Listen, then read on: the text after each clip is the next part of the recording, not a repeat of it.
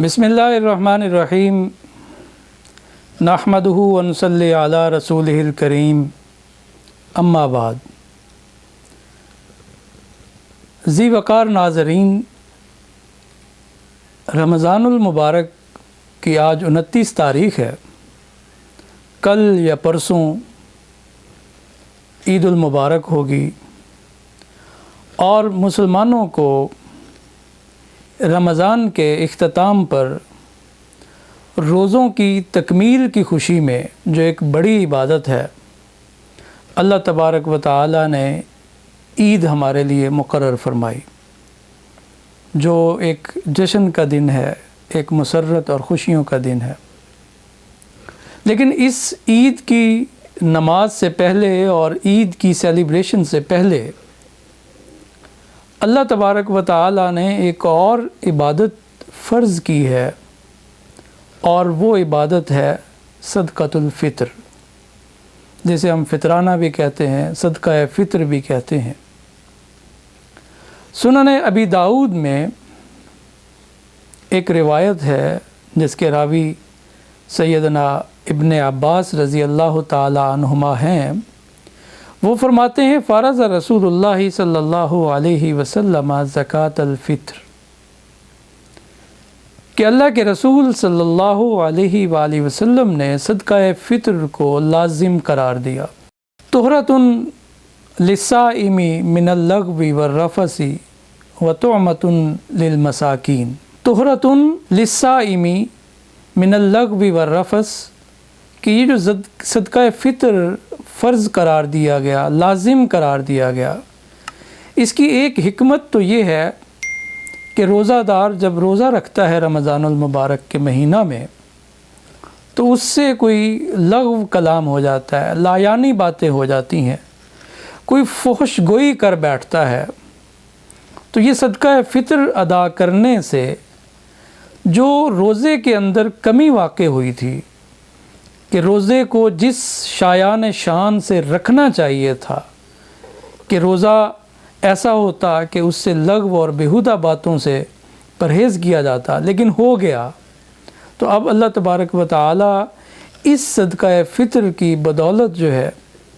वो रोज़ेदार के उस लग़्व और बेहुदा कलाम की जो पाकी का सबब इस सदक़ा फ़ित्र को बना दिया।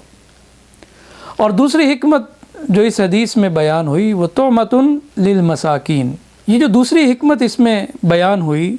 वो है कि इस सदक़ा फ़ित्र की बदौलत वो लोग जो मोहताज हैं, जिनके घरों में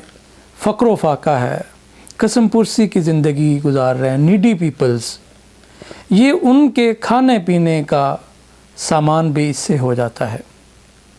तो दो बातें इसमें इस सदक़ा फ़ित्र की वाजिब होने की हिकमत में बयान की कि लग़्व और बेहुदा कलाम जो रोज़ेदार से होता है ये उससे पाक करने का सबब है, और इससे गरीबों और मोहताजों की भी उस दिन ईद हो जाती है जिनके घरों में फ़क्र और फाका ने डेरे डाले होते। इस हदीस में आगे बयान हुआ कि फ़मन अद्दाहा क़ब्ल सलाती, कि जिस शख्स ने ये सदक़ातुल फ़ित्र ईद की नमाज से पहले अदा कर दिया, फ़हिय ज़कातुन मक़बूलतुन, तो ये अल्लाह के यहाँ सदक़ा फ़ित्र मकबूल होगा। वमन अद्दाहा बाद सलात फ़हिय सदक़तुम मिनस सदक़ात, और जिसने इसको ईदुल फ़ित्र की नमाज के बाद अदा किया तो ये सदक़ा आम सदक़ों की तरह हो जाएगा। तो नाज़रीन, ये सदक़ा हम पर लाज़िम है, और इससे हमारे रोज़े जो बेहुदा बातों या लग़्व कलाम से जो मुतासिर हुए थे वो रोज़े इससे पाक हो जाते। नाज़रीन, ये हमारे ऊपर फ़र्ज़ है सदक़ा फ़ित्र निकालना, साहिब निसाब हो या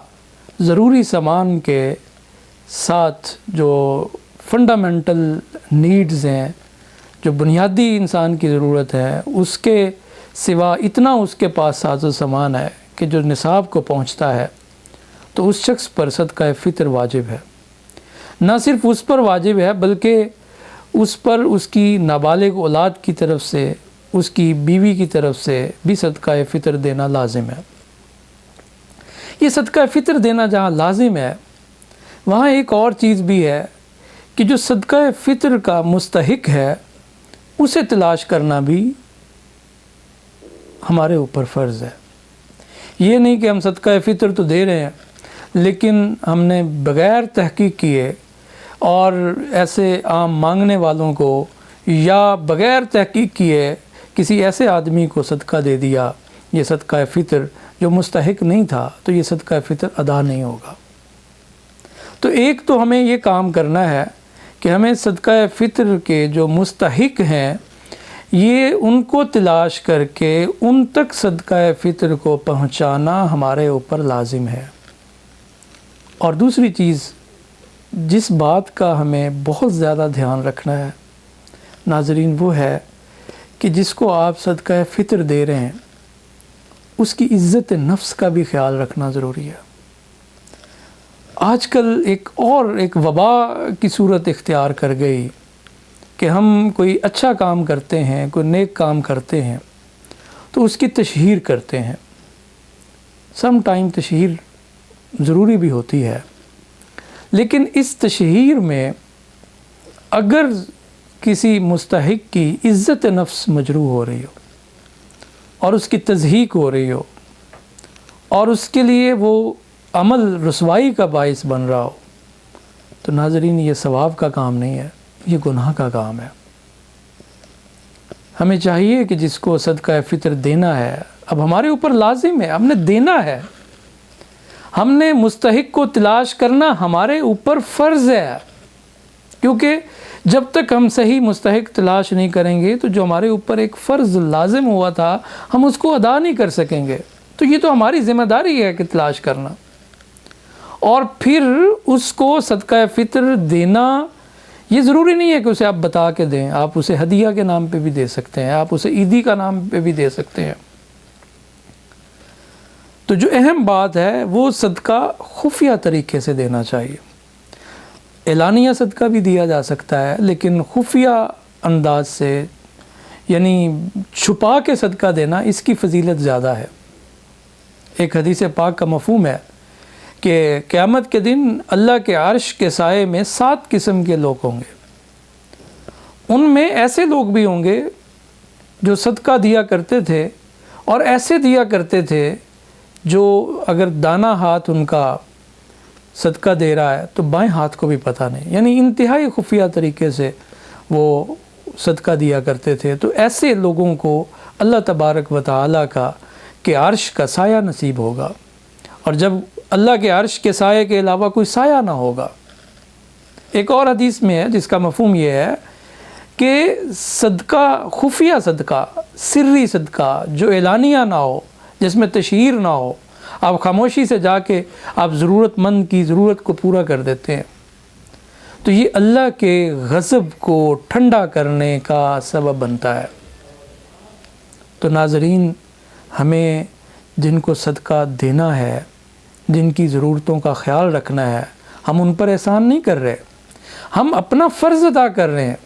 اللہ نے جو ہمیں مال دیا ہے، یہ جو دولت ہمیں دی ہے، جو ہمیں صاحب ثروت بنایا ہے، یہ اس میں ہمارا کوئی کمال نہیں ہے۔ اللہ نے اگر کسی کو غریب رکھا ہے تو اس میں اس کا کوئی جرم نہیں ہے، یہ اللہ کی تقسیم ہے، اس کی حکمتیں اللہ کو پتہ ہے۔ تو اللہ نے ہمارے مال میں محتاجوں کا، فقیروں کا، مساکین کا، ضرورت مندوں کا، فقر و فاقہ جن کے گھروں میں ہے ان کا ہمارے مال پر حق رکھا ہے، جو ہم نے دینا ہے، جو ہمارے اوپر فرض ہے۔ تو زکوٰۃ ہو یا صدقہ فطر ہو